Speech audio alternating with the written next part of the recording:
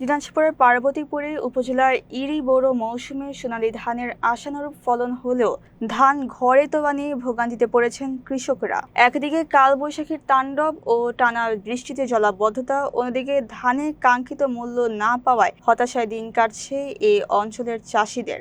মে মাসের শুরুতেই উপজেলার ব্রি-28 ও মিনিকেট জাতের ধান পরিপক্ক হলে কৃষকরা বৈরী আবহাওয়ার মধ্যেও ধান কাটতে নামেন। ঘন বৃষ্টিতে নিচু জমিতে হাঁটু পানি জমে জলাবদ্ধতা তৈরি হওয়া সত্ত্বেও কৃষকরা মজুরি বাড়িয়ে ধান ঘরে তুলতে থাকেন। তবে উৎপাদন ব্যয় পুষিয়ে লাভের আশা ম্লান হয়ে যাচ্ছে মূল্য সংকটে। সরকার ধানের ক্রয় মূল্য প্রতি মণ 1008 টাকা নির্ধারণ করলেও ফরিয়া ব্যবসায়ীরা দাম হাঁকাচ্ছেন মাত্র 750 থেকে 850 টাকা। এই দামে উৎপাদন ব্যয় কাটিয়ে লাভের মুখ দেখা কঠিন বলে মনে করছেন কৃষকরা। তারা সরকারি গুদামে সরাসরি ধান বিক্রির সুযোগ এবং ফরিয়াদের অবৈধ সিন্ডিকেট বন্ধের কার্যকর পদক্ষেপের দাবি জানিয়েছেন।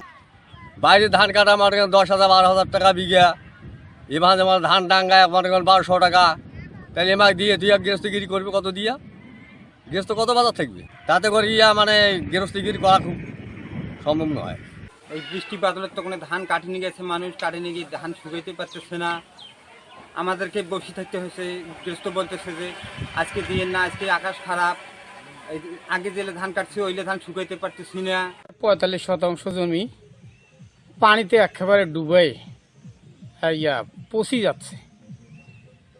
এখন এইভাবে ঘন বৃষ্টির কারণে ধানও কাটতে পারছি না, কিছুই করতে পারতেছি না, এইভাবেই পচে নষ্ট হয়ে যাচ্ছে। এবং বাইরে যে পানি কাটি দেব তারও ব্যবস্থা নেই, আর বরঞ্চ বাইরে থেকে ভিতরে ঢুকতেছে।